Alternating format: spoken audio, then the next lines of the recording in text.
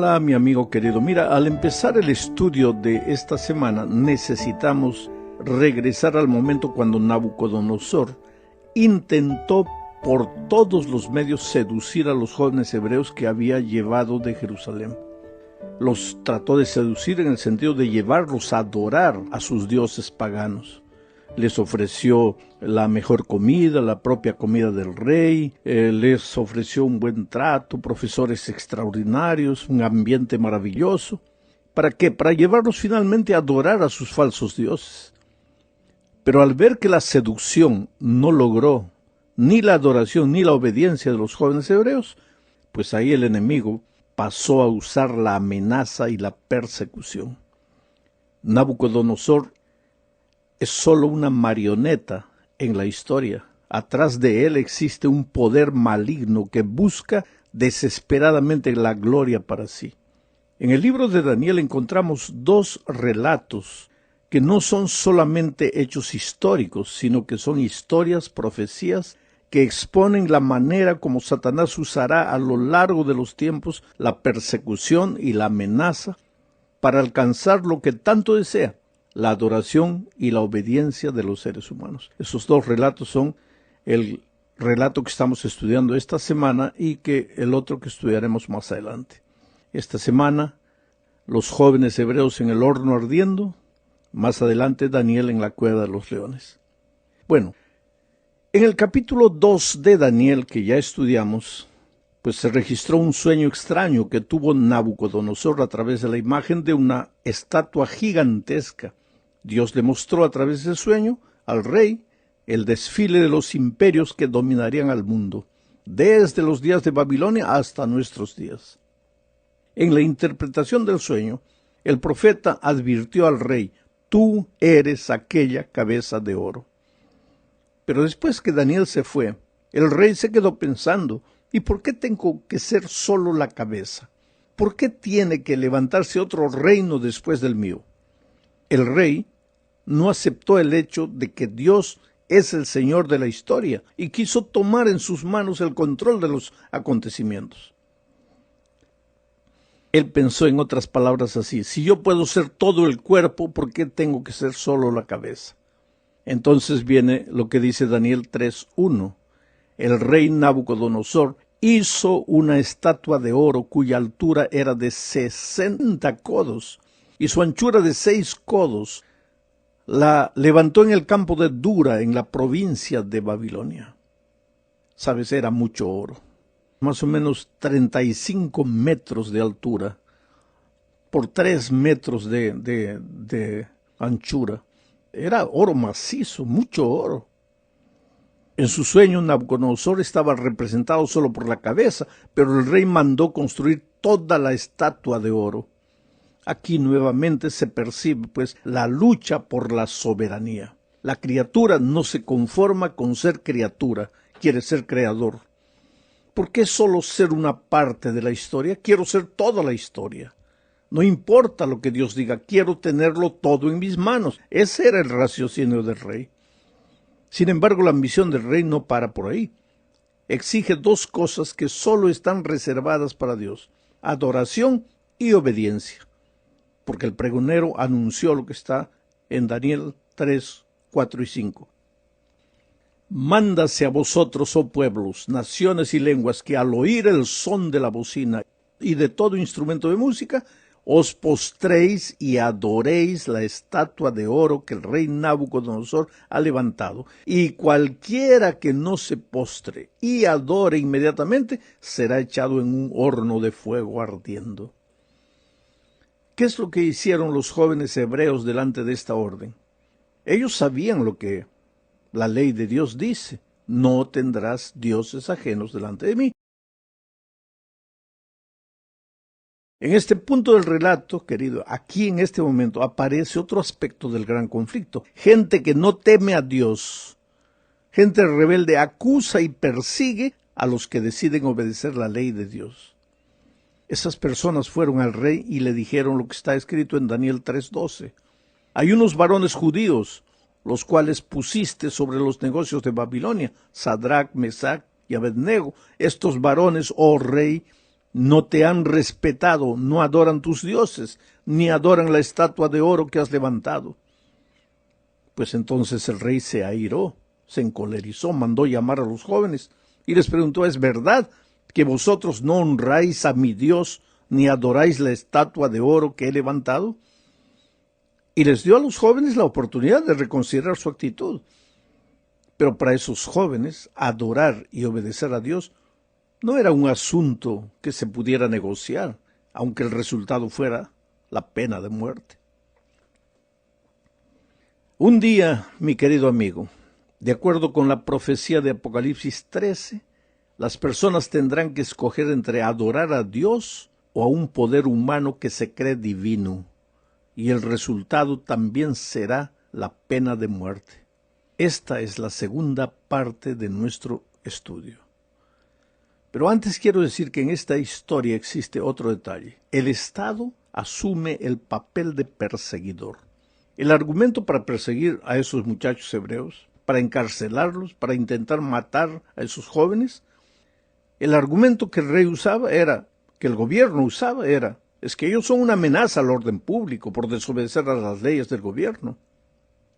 Pero esta historia es una historia profecía, porque tú verás cómo al fin de los tiempos la historia se va a repetir una vez más. Gente que no teme a Dios perseguirá y acusará a gente que está dispuesta a seguir y obedecer los 10 mandamientos, inclusive el día sábado como día de reposo. Y el argumento para perseguirlos será que son elementos que van contra el orden público.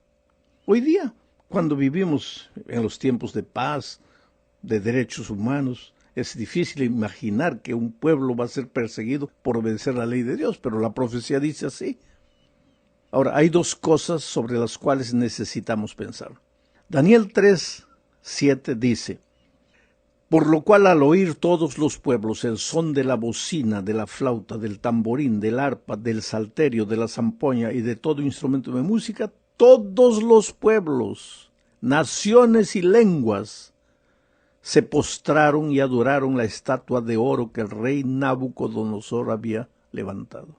Todos los pueblos, naciones y lenguas, presta atención a esto. Porque en Apocalipsis 13, versículos 15 al 17, cuando se habla de la bestia que sube de la tierra y obliga a adorar la imagen de la primera bestia, dice: y se le permitió infundir aliento a la imagen de la bestia para que la imagen hablase e hiciese matar a todo el que no la adorase, y hacía que todos, pequeños y grandes, ricos y pobres, libres y esclavos, se les pusiese una marca en la mano derecha o en la frente, y que ninguno pudiese comprar ni vender, sino el que tuviese la marca o el nombre de la bestia o el número de su nombre. ¿Te parece coincidencia? Es por eso que digo que las historias de Daniel son historias profecías, porque ahora la profecía de Apocalipsis 13 dice que en los últimos tiempos se levantará un poder que obligará a arrodillarse delante de la imagen de la bestia, y ay de aquel que no le obedezca. En los tiempos de Daniel fueron arrojados al horno ardiendo. Al final de los tiempos no podrán ni comprar ni vender, serán encarcelados, perseguidos por causa de su conciencia. Bueno, el resultado de la insistencia en obedecer a Dios de parte de los jóvenes hebreos fue la pena de muerte. Ellos fueron arrojados a un horno ardiendo, calentados 7 veces más que de lo común. Pero fueron allá sin miedo. ¿Por qué? Al saber que serían arrojados al horno ardiente, ellos respondieron lo que está en Daniel 3, 17 y 18. He aquí nuestro Dios, a quien servimos, puede librarnos del horno de fuego ardiendo, y de tu mano, oh Rey, nos librará. Y si no, sepas, oh Rey, que no serviremos a tus dioses, ni tampoco adoraremos la estatua que has levantado. Qué cosa tremenda. La confianza, Dios va a estar de nuestro lado, Dios nos va a librar. Y pues si Dios no nos libra, ¿cuál es el problema? Igual no te vamos a obedecer, porque sabemos cuál es la soberana voluntad de Dios. Qué actitud tremenda. El asunto es que hoy día no estamos siendo perseguidos todavía, pero estamos siendo seducidos para adorar no al Dios verdadero, sino a dioses humanos, a dioses pequeños. Estamos siendo seducidos para adorarnos a nosotros mismos. Por eso Dios al final de los tiempos levanta un pueblo profetizado en Apocalipsis 14, 6 al 12, y ese pueblo se levanta diciendo, el texto, versículo 6 dice, vi volar en medio del cielo otro ángel que tenía el evangelio eterno para proclamarlo a toda nación, tribu, lengua y pueblo, nuevamente toda la humanidad, diciendo en alta voz, adorad a Dios y dadle honra. ¿Por qué? Porque tal vez literalmente no te estás arrodillando delante de una imagen de oro, pero te estás arrodillando delante de pequeños dioses. La propia tecnología puede ser un pequeño dios. Vives adorando, no puedes vivir sin el celular, sin el iPad.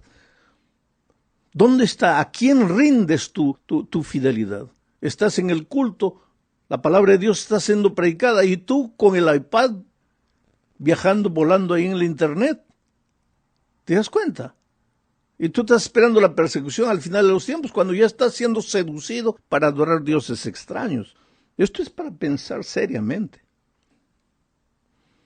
Hay personas que bajo el pretexto que quiero predicar el evangelio, quiero transmitir mi fe, están con el celular todo el tiempo grabando ahí, mandando para su Facebook. ¿Por qué? Porque ha entrado la moda de que quiero tener muchos seguidores en mi Facebook. Entonces, si la predicación está interesante, estoy ahí con el celular. Yo ni entiendo lo que el pastor está predicando. Estoy más preocupado en transmitir para mi Facebook el sermón. Es decir, estamos sin darnos cuenta siendo víctimas de un enemigo que nos está llevando a adorar cualquier cosa menos a Dios. Ahora, ¿qué sucedió en el horno ardiendo? Allá dentro ocurrió algo maravilloso. Las llamas no fueron capaces de quemar a esos fieles hijos de Dios. Y cuando el rey miró dentro del horno, vio 4 personas y no 3. Y exclamó, he aquí yo veo 4 varones sueltos que se pasean en medio del fuego sin sufrir ningún daño. Y el aspecto del cuarto es semejante al Hijo de los dioses. ¿Imaginas quién era este cuarto personaje? Eso mismo, era el Señor Jesucristo. Y eso, querido, te da la seguridad de que aunque el fuego de las circunstancias parezca devorar tu vida, Jesús aparecerá en el momento más difícil para liberarte de la muerte. Pero ahora llegamos a la parte final de este estudio y necesitamos responder una pregunta. ¿Por qué los jóvenes hebreos salieron victoriosos de la prueba? ¿Por qué no claudicaron? ¿Por qué no se rindieron? ¿Por qué no se entregaron delante del pecado? En primer lugar, porque conocían la palabra de Dios y no fueron engañados. Sabían que debían obedecer solo a Dios. Ahora yo te pregunto, ¿estás seguro que tú conoces la palabra de Dios? ¿Sabes? Nuestra naturaleza pecaminosa, a nuestra naturaleza no le gusta estudiar la palabra de Dios. Te levantas, sales corriendo, haces cualquier cosa, pasas el día, a veces no abres la palabra de Dios para meditar en un texto por lo menos. Entonces, ¿qué sucede? Cuando vienen las probaciones, cuando vienen las dificultades, pues tú estás como un anémico, debilitado espiritualmente, no puedes resistir, eres víctima de cualquier seducción del enemigo. Es interesante que mucha gente se está preparando para resistir en el día de la persecución y está siendo seducida hoy sin fuerza. ¿Por qué? Porque no conoces la palabra de Dios. Tienes que alimentarte todo día de la palabra de Dios, aunque no tengas ganas. No se estudia la Biblia solo porque da ganas de leer la Biblia, no.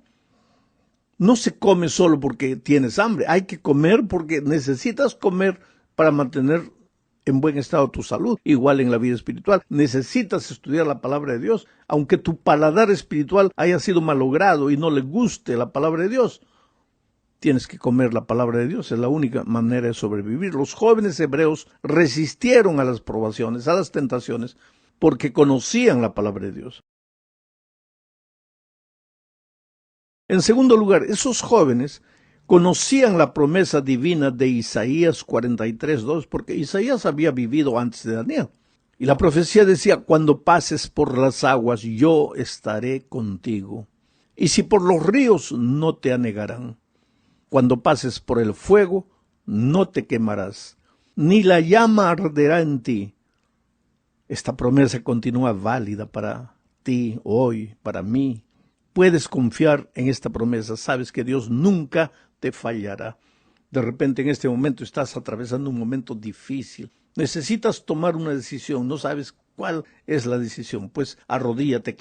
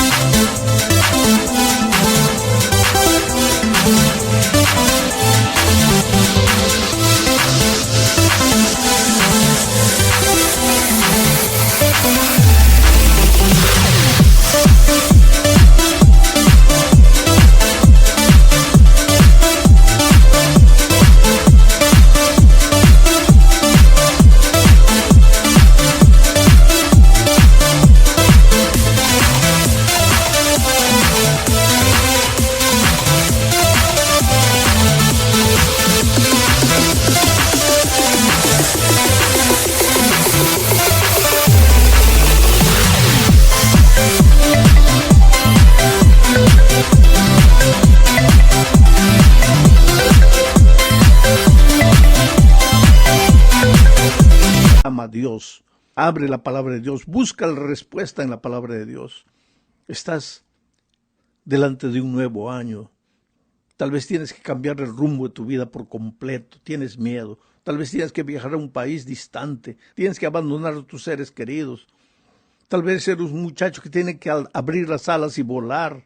Tal vez este es el año de tu graduación, el año de tu matrimonio. Tal vez este es el año que te vas a jubilar. Tal vez este es el año que vas a entrar a una cirugía delicada. Yo no sé, pero quiero que recuerdes que cuando pases por las aguas no te mojarás. Cuando pases por los ríos no te anegarán, porque yo estaré contigo, dice Dios. Pase lo que pase, suceda lo que suceda, Dios está contigo. Ah, pastor, entonces, ¿por qué las cosas no salen como quiero? No, pues, no siempre las cosas.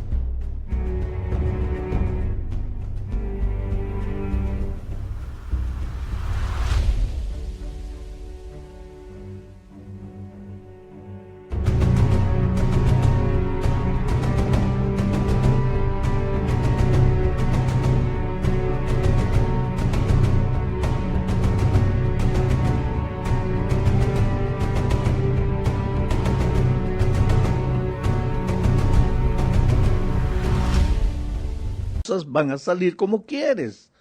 Las cosas van a salir como Dios sabe que es lo mejor para ti. Aunque tú a veces no entiendas y en el momento del dolor pues llores, sufras, derramas lágrimas, te desesperes.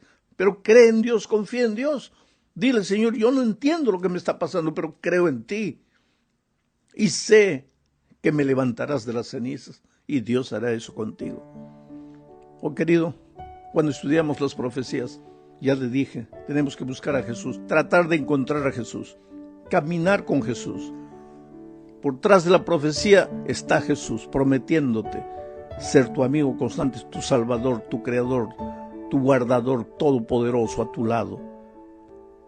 Pero también la profecía nos enseña que el diablo hoy día está seduciendo, pero finalmente va a perseguir. Y cuando lleguen esos días, no tengas miedo. El Dios que te puede cuidar ahora te cuidará entonces. Y los tiempos finales serán acortados por amor a sus hijos. Y entonces vendrá el fin. Cristo vendrá para rescatarnos y llevarnos con Él para siempre. Que Dios te bendiga. Felicidades.